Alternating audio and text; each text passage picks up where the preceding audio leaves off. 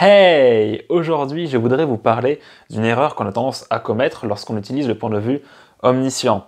Donc, pour rappel, il y a trois principaux types de focalisation. Il va y avoir la focalisation interne, donc là, on va voir l'histoire à travers les yeux d'un personnage. Il y a la focalisation externe, donc là, le narrateur sera extérieur à l'histoire. On aura accès aux descriptions, on aura accès aux dialogues, on aura accès à pas mal de choses, mais on n'aura pas accès aux pensées des personnages, c'est un petit peu comme une caméra. Et enfin, il y a le point de vue omniscient, donc c'est le point de vue qui va nous intéresser aujourd'hui. Avec ce point de vue, tout est possible, en fait, le narrateur est une sorte de demi-dieu, il connaît le passé, le présent, le futur des personnages, il connaît leurs pensées, même les pensées du personnage, je ne sais pas, que notre héros va croiser à la boulangerie, et bien même lui, on aura accès à ses pensées. On aura accès aux descriptions, aux dialogues, on aura accès à tous les détails possibles sur l'univers de l'histoire. Et en fait, le point de vue omniscient donne accès à énormément de choses et on aura tendance à penser que c'est un point de vue facile parce qu'on n'est pas restreint.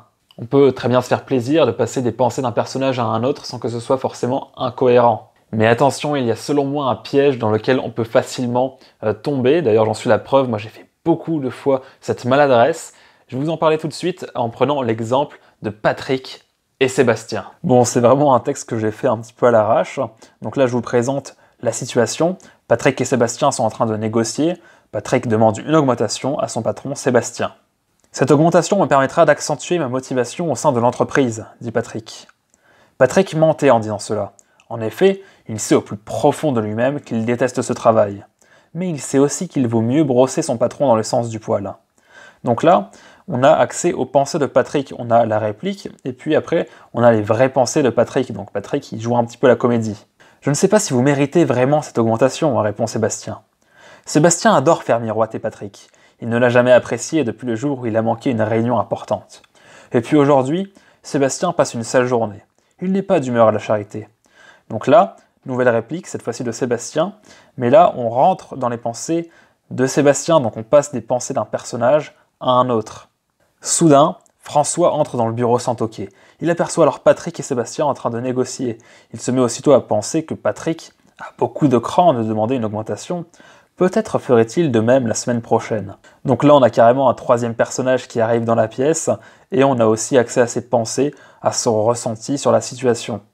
Dans cet extrait, selon moi, il y a beaucoup trop d'informations. On noie vraiment le lecteur dans un flot d'informations qu'il n'a pas forcément besoin de savoir. Alors ça peut être très bien pendant un dialogue d'avoir accès aux pensées des personnages, ça peut apporter du relief à l'histoire, du relief au dialogue, mais si c'est fait trop souvent, ça risque de lasser le lecteur, ça risque de l'ennuyer, et ça peut très bien le perdre. Une autre conséquence fâcheuse que ça pourrait avoir, c'est qu'à force de passer des pensées d'un personnage à un autre, le lecteur risque de ne s'identifier à aucun des personnages. Ou en tout cas, il risque de ne pas s'attacher à eux. Si par exemple, pendant une scène d'action, on passe des pensées du méchant aux pensées du gentil au sein du même dialogue, au sein du même paragraphe, eh bien, on va vraiment se sentir un petit peu distant de la scène. Le lecteur ne saura même plus à quel personnage se fier, en fait, pendant la scène, parce qu'il se sentira un petit peu coupé en deux entre les pensées des deux personnages. Le lecteur pourrait donc risquer d'être émotionnellement distant de la scène. Quand vous faites une scène avec un point de vue omniscient, essayez vraiment de vous demander quelles émotions vous voulez transmettre au lecteur et aussi à quel personnage le lecteur devrait plus s'attacher. Est-ce que vous préférez que votre lecteur soit attaché à votre héros? Donc dans ce cas-là, focalisez-vous vraiment sur les pensées de ce héros et non sur celles d'un autre personnage. On ne se rend pas forcément compte que c'est une erreur, car nous, on connaît nos personnages, on sait lesquels sont gentils, lesquels sont méchants, lesquels devraient être plus attachants, lesquels non, pas du tout.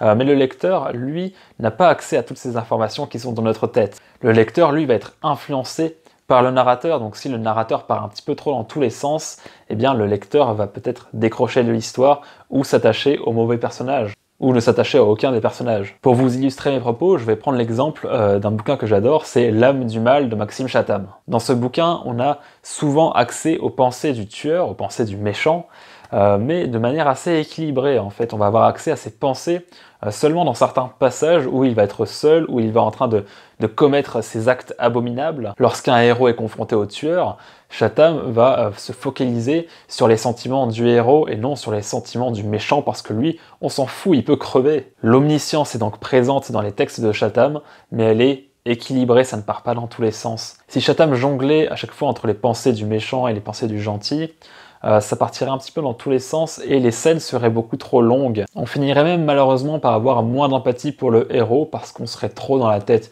du méchant et du coup on serait complètement détaché de l'histoire. En tout cas, sachez que ce n'est pas forcément une erreur de faire ça, de jongler entre les pensées des personnages, mais ça va être surtout une maladresse et certains lecteurs ne vont pas beaucoup aimer cette façon de procéder. J'espère en tout cas que la vidéo vous aura aidé si vous utilisez le point de vue omniscient et que vous aviez peut-être tendance à faire cette maladresse. Et aujourd'hui, comme dans toutes les autres vidéos, je vous donne le mot de la fin, donc un mot de vocabulaire soutenu que vous pourrez utiliser dans vos romans.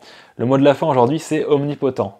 Omnipotent, c'est une entité qui est toute puissante, qui a un contrôle absolu sur tout ce qui se passe et qui écrase les autres par sa supériorité.